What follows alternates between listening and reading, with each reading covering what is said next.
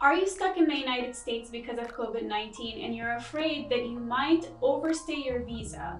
Or have you already overstayed your visa and you're not sure what to do next? My name is Nala Kamaluddin, and today we're going to be talking about exactly what you need to do if you find yourself in this unfortunate situation. There are currently a lot of travelers from all over the world and people who are here on temporary visas whose visas are expiring very soon, but they're not able to go back home for one reason or another. Maybe they had fallen ill, maybe their flights were canceled, or maybe the airports in their home countries are not receiving any flights. And as you know, visas have very strict rules. You cannot overstay your visa without there being serious consequences. So first, let's talk about if you're here and you're about to overstay your visa.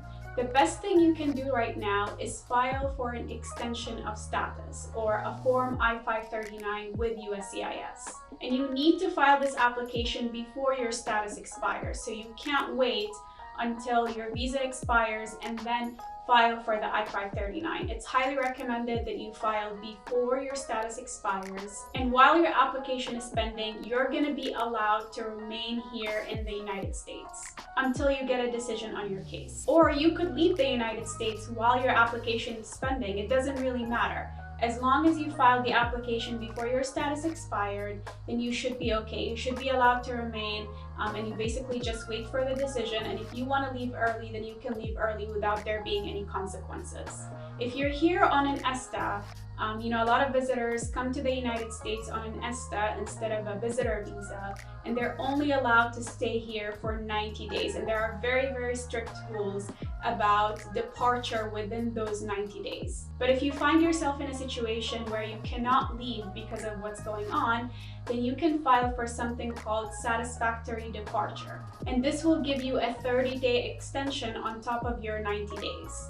You can apply for Satisfactory Departure with the local CBP or the CBP at the airport where you entered to the United States. And basically all they need to see is that you have a return flight booked and maybe like an explanation of why you couldn't return to your home country within those 90 days. All right, so now let's talk about what you can do if you have already overstayed your visa. So if you've already overstayed your visa, you can still file for an extension of status. Even though your status had already expired, you can explain to USCIS in your application what are the exceptional circumstances that led you to not filing before your status had already expired. Maybe there was a lot of panic going on, there's a lot of shutdowns and stay-at-home orders.